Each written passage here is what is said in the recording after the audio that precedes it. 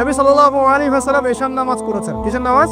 এশার নামাজ পড়ে কাবা ঘরের পাশে হাতিম আছে, কাবার হাতিম, হাতিমের উপর তিনি শুয়ে আছেন ডান কাত হয়ে। ডান কাতে শোয়া সুন্নত। ডান কাতে শুয়ে আছেন, তন্দ্রা ভাব, পরিপূর্ণ ঘুম আসে নাই। এবার তিনি শুয়ে আছেন, হঠাৎ দুইজন ফেরেশতা আসলেন। কয়জন ভাই?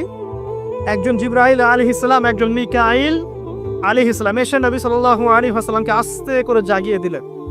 জাগিয়ে নবী সাল্লাল্লাহু আলাইহি ওয়াসাল্লামকে হাত ধরে নিয়ে যাচ্ছেন কোথায়? পাশে জমজম কুমের পাশে। পাশে জমজম কুম আছে, দেখেছিলেন না? যারা হজ উমরা করে আসছেন হয়তো দেখতে পারবেন। এই জামজাম আগের মতো তো আর নাই, একটা আইডিয়া পাবেন আর কি। জামজাম কুমের পাশে নিয়ে গিয়ে নবী সাল্লাল্লাহু আলাইহি ওয়াসাল্লামকে আবার আস্তে করে শুয়ে দেওয়া হয়। এই যে পুরো ঘটনাগুলো ঘটে যাচ্ছে না, এগুলো কিন্তু মুহূর্তে ঘটে যাচ্ছে।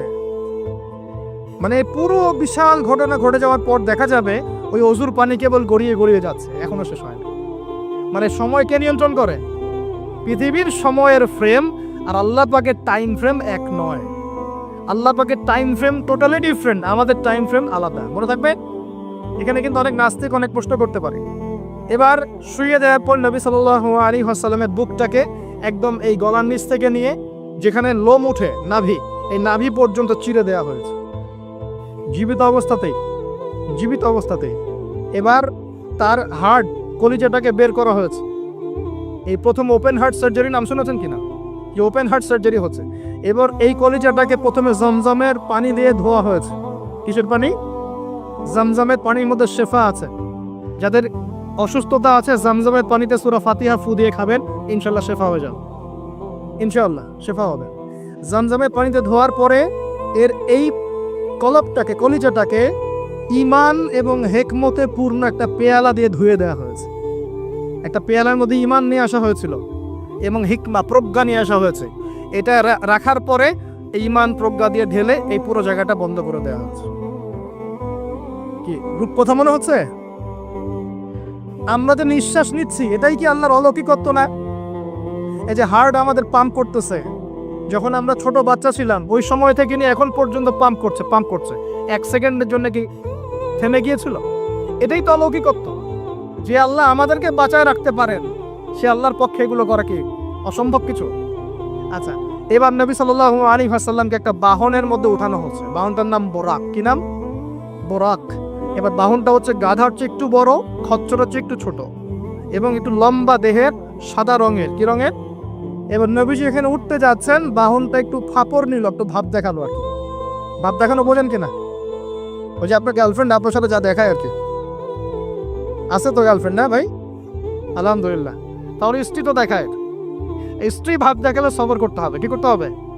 স্ত্রী ভাব দেখালে সবর করতে হবে, চুপ থাকতে হবে। এগুলো টিপস শেখেন, নাহলে পরে সমস্যা হতে পারে।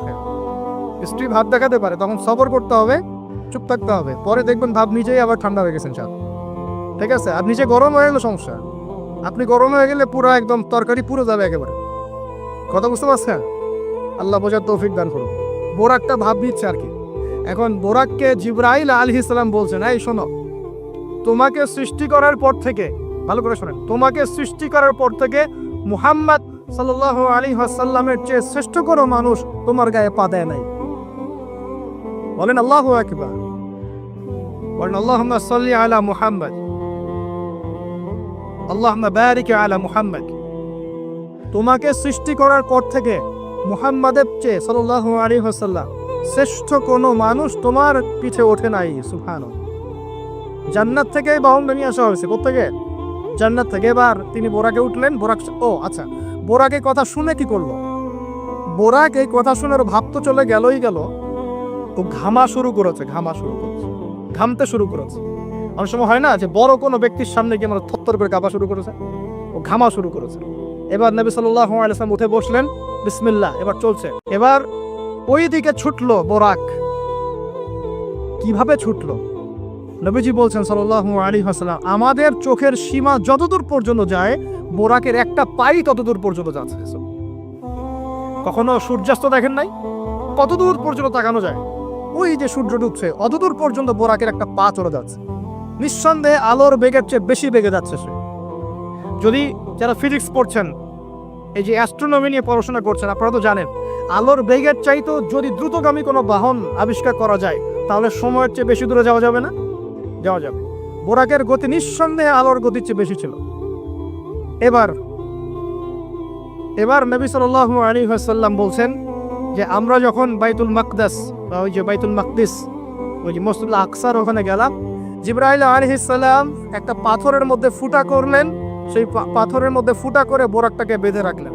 আর এই পাথরের ফুটার মধ্যেই সমস্ত নবী রাসূল, এই পর্যন্ত যত নবী রাসূল এসেছেন, ওই ফুটার মধ্যেই তাদের বাহনকে বেঁধে রাখতেন। সুবহানাল্লাহ। এবার নবীজি মসজিদে ঢুকলেন, ঢুকে দেখছেন একজন মানুষ নামাজ আদায় করছেন, একটু লম্বা গড়নের, ছিপছিপে দেহ, তো লম্বা, চুলগুলো কোকড়ানো কানের লতি পর্যন্ত। মনে থাকবে, চুলগুলো কোকড়ানো কি পর্যন্ত? তোমাদের মতো ছেলা নয় ডান বাম, কানের লতি পর্যন্ত চুল, ছিপছিপে দেহ, লম্বা, শানুয়া গোত্রের মতো। নবীজি বলছেন অনেকটা শানুয়া গোত্রের মানুষের মতো। শানুয়া গোত্র কারা একটু দেখে নিবা অনলাইনে। এখন নবী সাল্লাল্লাহু আলাইহি ওয়াসাল্লাম জিজ্ঞাসা করছেন উনি কে? জিবরাইল আলাইহিস সালাম বলছেন উনি হচ্ছেন নবী মূসা আলাইহিস সালাম। আল্লাহ পাক কিভাবে এটা করলেন আল্লাহ ভালো জানেন, এটা আমরা ব্যাখ্যা করতে পারবো না। নবী মূসা আলাইহিস সালাম নামাজ পড়ছেন, আরেকজনকে দেখলেন তার গড়ন কিছুটা মাঝারি ধরনের, চুলগুলো হচ্ছে সিল্কি মানে স্ট্রেট চুল, লম্বা এবং সোনালী রঙের। কি রঙের? সোনালী। এবং গায়ের কালারটা হচ্ছে সাদা এবং লালের মিশ্রণে গঠিত। নবীজি জিজ্ঞাসা করলেন উনি কে? তাকে বলা হচ্ছে উনি হচ্ছেন নবী ঈসা আলাইহিস সালাম। এবার নবী সাল্লাল্লাহু আলাইহি ওয়াসাল্লাম সমস্ত আম্বিয়া কেরামের সামনে চলে গেলেন এবং সমস্ত নবীদেরকে নিয়ে 2 রাকাত নামাজ পড়লেন। সুবহানাল্লাহ। নবীদের ইমাম কে?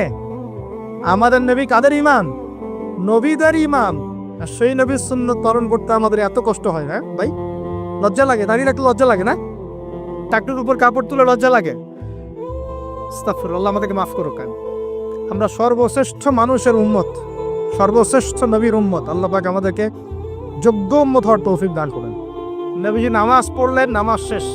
নামাজ, ও আরেকটা কথা, আরেকজনকে নবীজি দেখলেন, তার অবয়ব সম্পর্কে তিনি বলছেন দেখতে হুবাহু আমার মতোই। নবীজি বলছেন দেখতে হুবাহু আমার মতোই। জিজ্ঞাসা করলেন তিনি কে? জিবরাইল আলাইহিস সালাম বলছেন তিনি হচ্ছেন নবীগণের পিতা ইব্রাহিম আলাইহিস সালাম।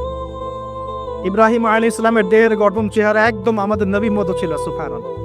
হয়তোবা এই কারণেই, হয়তোবা আল্লাহ ভালো জানেন, আমরা কিন্তু দরুদে কার নাম পড়ি? নবীর নামের সাথে ইব্রাহিম আলাইহিস সালামের নাম পড়ি এবং তার জীবনীর সাথে আমাদের নবীর জীবনী কিন্তু হুবহু মিল আছে। আমাদের নবীজিকে হিজরত করতে হয়েছে, ইব্রাহিম আলাইহিস সালামকে করতে হয়েছে। ইব্রাহিম আলাইহিস সালামকে আগুনের পরীক্ষা দেওয়া লাগছে, আমাদের নবীকে বদরে উহুদে পরীক্ষা দেওয়া লাগছে, লাগে নাই? আমাদের নবীকে পাশে ছিলেন স্ত্রী খাদিজা রাদিয়াল্লাহু আনহা, ইব্রাহিম আলাইহিস সালামের পাশে ছিলেন স্ত্রী সারা এবং হাজরা আলাইহিম আসসালাম। মানে টোটালি মিল পাবেন আপনি দেখবেন টোটালি মিল আছে। ওইদিকে যাচ্ছি না আমি। এবার নামাজ শেষে নবী সাল্লাল্লাহু আলাইহি ওয়াসাল্লাম আবার বোরাকে উঠলেন। এবার বোরাক উপরে ওঠা শুরু করলো। এই পর্যন্ত যেটা এসেছে এটা হচ্ছে মক্কা থেকে জেরুজালেম পর্যন্ত, এটাকে বলা হয় ইসরা। এটাকে কি বলা হয়? ইসরা মানে নাইট জার্নি, মানে রাত্রেবেলা নৈশ ভ্রমণ। আর এবার যাচ্ছে এই বাইতুল মাকদাস থেকে উপরের দিকে, এটাকে বলা হয় মেরাজ, মানে ঊর্ধ্বে আরোহণ, ঊর্ধ্বগমন। ঠিক আছে? এবার প্রথম আকাশে যখন পৌঁছালেন, প্রথম আকাশের দরজা আছে, কি আছে? আর প্রথম আকাশ মানে আমরা যে তারা দেখি এগুলো কিন্তু প্রথম আকাশে। ঠিক আছে? প্রথম আকাশ মানে প্রথম মহাকাশ। শুধু এটা নয় যে ওই যে ওজোনোস্ফিয়ার, আয়নোস্ফিয়ার যেটা ভাগ করেছে এগুলো নয়, আমরা যা দেখি এগুলো সব হচ্ছে প্রথম মহাকাশের অংশ। এখানে দরজা আছে একটা, আমরা দেখতে পারি না। এখানে গিয়ে জিবরাইল আলাইহিস সালাম দাঁড়িয়ে গেলেন, নবী সাল্লাল্লাহু আলাইহি ওয়াসাল্লাম দাঁড়িয়ে গেলেন। ওই দিক থেকে আওয়াজ আসছে যে কে? জিবরাইল আলাইহিস সালাম বলছেন যে আমি জিবরিল। আপনার সাথে কে?